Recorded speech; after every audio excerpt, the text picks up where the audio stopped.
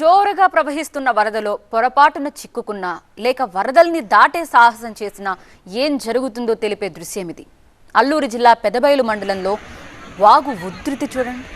ఏకంగా వంతెనపై నుంచి వరద నీరు ప్రవహిస్తోంది. వంతెనపై నుంచి వాగులోకి కొట్టుకుపోయింది ఒక బైక్.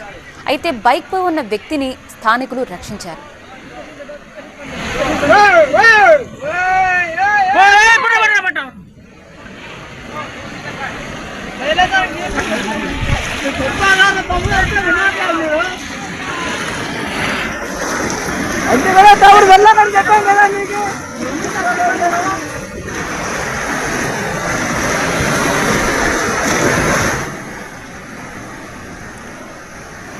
ప్రకృతి విలయానికి ఎంత పెద్ద భారీ వాహనమైనా కొట్టుకుపోతుంది. ఇది బైక్ చూసాం.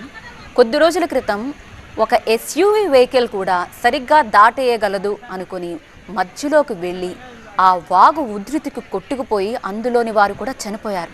సో ఇలాంటప్పుడు ధైర్య సాహసాలు కాదు, జాగ్రత్త ముఖ్యం. ఏమీ కాదులే అనుకోవడం మాత్రం మనం ఊహించలేనిదనేది మాత్రం గుర్తుపెట్టుకోండి. లక్కీలీ ఇక్కడ మనకి బైక్ కొట్టుకుపోయింది. ఆ మనిషిని మాత్రం స్థానికులు హుటాహుటిని వెళ్ళి కాపాడారు.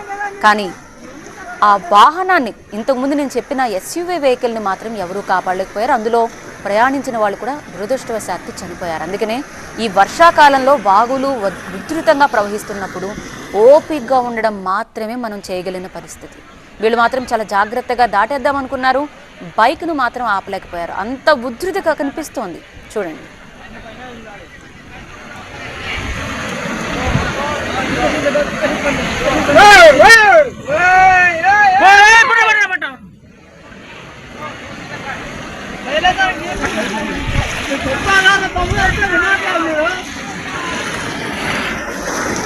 అంటే వెళ్ళాలని చెప్పాను కదా నీకు.